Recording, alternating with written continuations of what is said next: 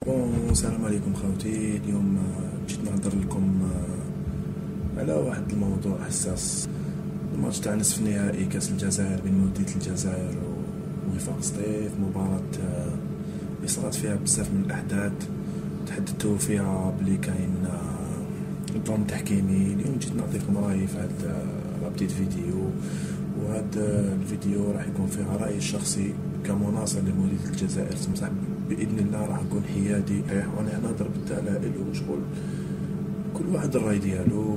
اختر شفت واحد الفيديو راهي الدور تاع هذاك الزكريني هذاك يا خوتي، باش ما نقولش كلام واحد اخر نقيسو به ولا نجرحو به. يا خوتي هذاك انسان، هذاك على عامل فيديو تاعو دارو ماركيتو كسوا لينا المولوديه ولا ليكم الفرق تاعكم اللي راكم تشوفوا. اسكو كاش نهار نصفكم جامي دائما يوقف مع الحاكم، لا خاطر غير اذا كانت باينه شغل باينه عيناني ما عندوش واش يعطي. ان شاء الله نبداو باللقطه الاولى اللي هي هدف شرعي في الدقيقه الرابعه سجلوا نقاش. نبداو اللقطه نطلقوا الكره الان.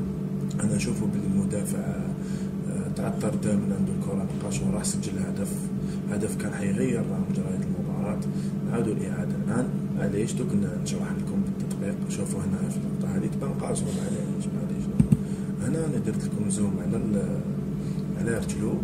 شوفوا مليح يا خاطي بلي رجلو اليمنى زلقت قبل ما يقيسوا، سما كي قاسوا كانت شغل خلاص طاح، كانت ما تاثرش، سما كان طاح ديجا باش قاسوا. سما الرجل الاخر اللي راحت ليه. شوفوا يا خاطي بلي زلق هو دخل في النقاش ماشي نقاش اللي قاسوا. شوفوا مليح يا خاطي زلق دخل في نقاش، وبالتالي الحاكم حرم من المولوديه من هدف شرعي. ونترك لكم التعليق ورايكم الشخصي، كل واحد حر. نروحوا لقطة الهدف الثاني.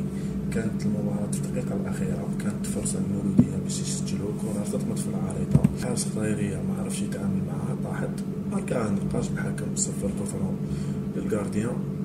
معليش نعاودوا اللقطة. هنا تبان لكم هاي ضربت الكرة في العارضة صوتي اوب. هنا تبان الجوار تاعنا اللي قاسو، جوار رقم 18 اللي هو سوكار. صح يا خوتي شوفوا مليح اللاعب هنا مغطيه بتبوده. شوفوا مليح اللاعب اللي مربوط بوده رقم 15 هو اللي قاس الحارس ديالو باش سوكر جا من اللور. المهم الحاكم حسبها مخالفه وليكم الحكم. انا بالنسبه لي هدف شرعي 100%. الان نجو الهدف يعني اللي اثر بزاف على اللاعبين، منهزم بهدفين قبل هدف. مثل لاعبين بطاقه حمراء تصفر لي. هذا هدف تسلل، يرحم باباكم، هذا هدف تسلل. احنا يعني ما عندنا كاميرات، ما عندنا ماتريال باش نبينوا بلي هذا الهدف ماشي تسلل. بصح دوك نفهمكم شغل واحد ما قراش. نحبس لكم الصوره وحكموا نتوما يا خوتي. شوفوا هنا ملي حبست لكم كره كانت جاز ديجا، ما عندناش تقنيات. ما نقول لكم خط المرمى، ما قري عندي صوره درت لكم خط المرمى. تبعوا ملي حاجه خفيفه نصف الدائره تاع الكاري 18. شوفوا اخر لاعب تاعهم ومراهو، وشوفوا نقاش ومراهو، وعاودوا حكموا دركا شغل بعينيكم يا خوتي. ونتمنى تكونوا حياديين في هذه اللقطه. على بالي بلي كاين عند مناصرين حيقولوا بلي تسلل بلا ما يعاودوا يتحققوا. ما قال يشوفوا رجلوا بالنسبه للدائره. شوفوا نقاش كيديروا الاسقاط بالنسبه للدائره بلي راهم في خط واحد، الا ماشي المدافع هو اللي راه فايت. وراني درت لكم صوره يعني ماشي راني درتها تاع مولودية فانز، دوك نعاودوا تشوفوا الصوره هنا بالعقل. نتوما حكموا خاطي، انا ماشي كاع اشكال.